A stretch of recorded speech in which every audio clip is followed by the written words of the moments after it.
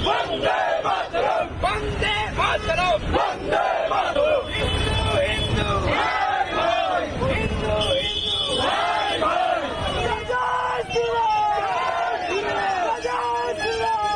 देखिए, जिस तरीके से बांग्लादेश में आए दिन हर रोज वहां पर जो संख्यालघु हिंदू सनातनी है उन लोगों पर आक्रमण किया जा रहा है और विगत दिन में हम लोग जिस तरीके से एक छवि हम लोग के पास आया है, एक सनातनी हिंदू भाई को जिंदा पैर पे लटका के जला दिया गया है, निर्दोष एक सनातनी हिंदुओं को। ये चित्र हम सभी को दिल दहला देने वाला चित्र है। जो हैवानियत का चित्र बांग्लादेश हम लोग का सामने प्रस्तुत आए दिन कर रहा है, इसका विरोध में आज हम लोग सिलीगुड़ी उत्तर बंगाल में एक मशाल मिছিল किए।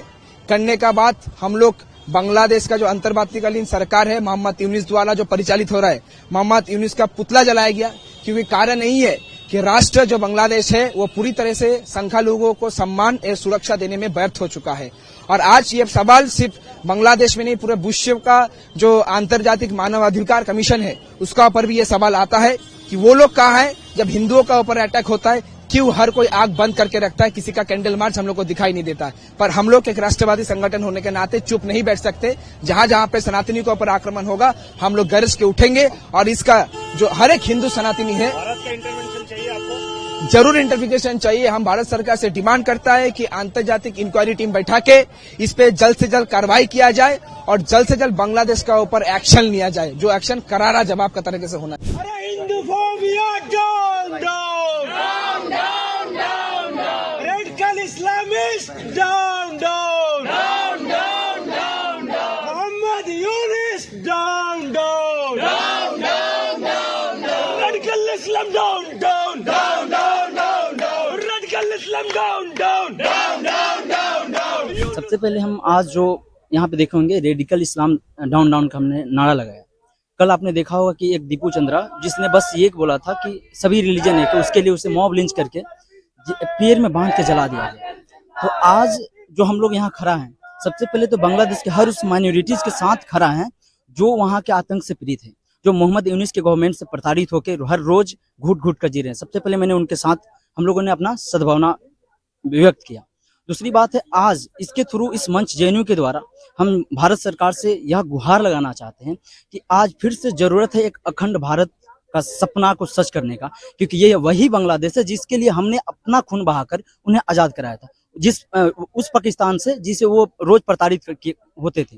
लेकिन आज वही बांग्लादेश हमारे सर पे चढ़कर नंगा नाच कर रहा है। तो आज जरूरत है भारत सरकार को एक ऐसा कदम उठाने का, एक ऐसा स्टेप लेने का जिसके द्वारा फिर से हम उसे अपने अखंड भारत का एक महत्वपूर्ण हिस्सा बना। सबसे पहले सर आपको बता दें, ये जो वहाँ पे हिंदुओं को प्रताड़ित किया जा रहा है, ये उस तरह की कोई ये सोची डीप स्टेट जो होती है थ्योरी, उसके सोचा एक रचा हुआ कहानी है, जिसके द्वारा चाइना फंडिंग, जो तमाम सूडो लिबरल्स जिसको बोलते हैं, सूडो इंटेलेक्चुअल, सूडो लिबरल्स, उसके द्वारा जो सोशल मीडिया पे हमारे भारत देश के खिलाफ एक नैरेटिव बनाया जाता है, ताकि वहाँ की जो जनता है, जो तमाम पहले ये शेख हसीना जो एक भारत की मित्र थी, जो अपने बांग्लादेश का विकास चाहती थी, उसको उखाड़ फेंकने के लिए उन्होंने किया। क्योंकि आपने देखा होगा कि अमेरिका के द्वारा वहाँ पे जो पोर्ट के लिए नाम भूल रहा हूँ मैं, उसके लिए जो मांगा गया उसका विरोध कर दिया, उसके लिए उन्होंने सत्ता का परिवर्तन कर दिया। तो इसका ये मतलब नहीं कि हमने कभी हमेशा शांति सद्भावना में बिलीव किया है, तो उसका वो लोग विरोध ना करके बस हिंदुओं का भी टारगेट कर रहे हैं। भारत सरकार से इस मंच के द्वारा बस एक ही हम लोग का मानना है और मांग करते हैं कि वहाँ पे सबसे पहले तो वहाँ पे जो माइनॉरिटीज है उसको 100% सुरक्षा मुहैया कराया जाए। दूसरी, वहाँ के जो माइनॉरिटीज है उनको पूर्ण रूप से वही डिग्निटी के साथ रहे जिसके साथ उन्हें होना चाहिए। और हर रोज उनकी संख्या जो डेमोग्राफी चेंज होते जा रही है उस पर कंट्रोल होना चाहिए। दूसरी, भारत सरकार को एक मुंह तोड़ जवाब देना होगा जो वहाँ के लोगों के अंदर भारत विरोधी नैरेटिव बनाया जा रहा है, उसको इनकाउंटर करने के लिए। ये जो पुतला है, ये रेडिकल इस्लामिस्ट जो लोग हैं, जो जिहादी मानसिकता के लोग हैं, आप देख रहे हो कि बांग्लादेश जो हमारा पड़ोसी जो देश है, वहाँ पर अपने जो हिंदूज जो है वो माइनॉरिटीज में है। वहाँ पर दीपू चंद्र दास जो है वो वहाँ पर एक फैक्ट्री में काम करने वाले व्यक्ति है। उनको जो है ये बताया गया कि उन्होंने बस इतना बताया कि सारे धर्म जो है वो समान है। बस उसी के इतने कहने पर उनकी लंबी रैली निकाली गई। और रैली कैसे निकाली गई? मार मार के रैली निकाली गई। और फिर जब एक लोकेशन पर लेके गए और वहां पर जब वो दिखे कि अधमरा हो चुके, तब एक पेड़ पर टांग के उन पर पेट्रोल छिड़क के उनको जिंदा जला दिया गया है।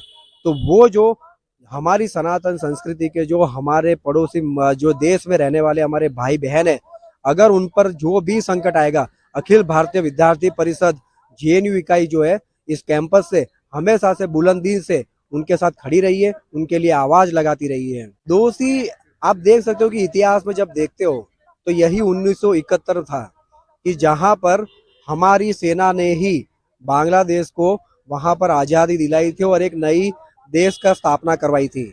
आज वही लोग जो है वो कर्ज तो भूल ही चुके हैं, ऊपर से वही हिंदुओं को जो है मारने का षड्यंत्र रच रहे। आप देख रहे हो कि वहां पर पहले जो है वही एक भीड़ इकट्ठा होती है, वहां पर मीडिया पर अटैक करती है, फिर भारतीय दूतावास को भी जला देती है। फिर आप देख रहे हो कि वहां पर जो दीपू चंद्र दास है, बस वही खाली एक स्टेटमेंट की कि वो स्टेटमेंट क्या दिए क्या नहीं दिए उसका कोई अता पता नहीं है, और बस वो भीड़ इकट्ठा हुई और उनको जिंदा जला दिया। आप देख रहे हो ये मानसिकता है, ये मानसिकता वो है जो एक ग्रंथ में बिलीव करती है, ये मानसिकता वो जो है जो एक भगवान में भरोसा रखती है, ये मानसिकता वो है जो बस एक ब्रदरहुड पर भरोसा करती है।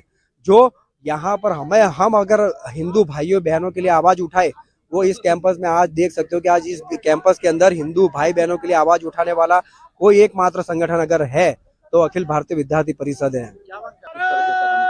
भारत सरकार को सबसे पहले जो यहाँ पर एम्बेसी में बांग्लादेश की जो एम्बेसी है उसके जो वहाँ पर जो हाई कमीशन में बैठने वाले जो लोग हैं उनको तुरंत ही मिनिस्ट्री ऑफ एक्सटर्नल अफेयर्स के द्वारा उनको बुला के इस मामले की जो है जड़ है वो जाननी चाहिए, उनसे पूछना चाहिए कि कैसे वहाँ पर हिंदुओं पर अत्याचार लगातार दिन ब दिन आप देखते जा रहे हो।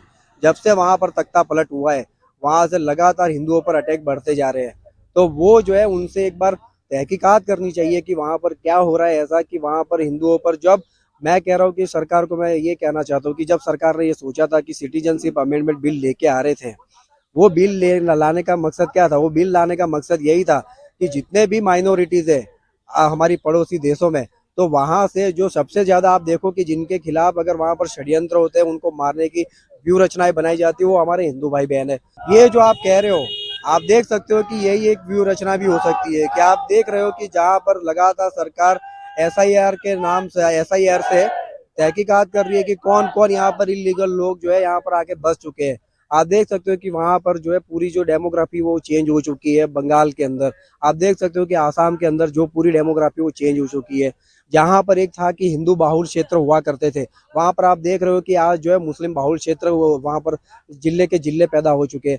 तो वहां पर ये रचना ऐसी नहीं है कि लगातार सरकार के ध्यान में अभी आ रहा है तो वहां से हो रही है। ये आप 50 साल का इतिहास है कि 50 साल के इतिहास में आज पहली बार नहीं हो रहा है कि पिछले 2 साल से वहां पर जो है हिंदुओं पर अत्याचार बढ़े। हिंदू वहां पर जो है जहां माइनॉरिटी में वहां है, वहां पर लगातार जो है उस पर अटैक किया जा रहा है। और अटैक करने वाले कौन लोग हैं? अटैक करने वाले वही लोग हैं जो जिहादी मानसिकता रखते हैं। मैंने बताया ना कि वो वही लोग हैं जो एक ग्रंथ पर भरोसा करते हैं, वो वही लोग हैं जो एक भगवान पर भरोसा करते हैं, वही लोग जो है जो मानते नहीं है कि दूसरे और धर्म के लोग यहाँ पर या सनातनी संस्कृति के लोग यहाँ पर बसे। वो चाहते ही नहीं है, वो चाहते हैं कि we should wipe out all of them. उस मानसिकता के ये लोग हैं।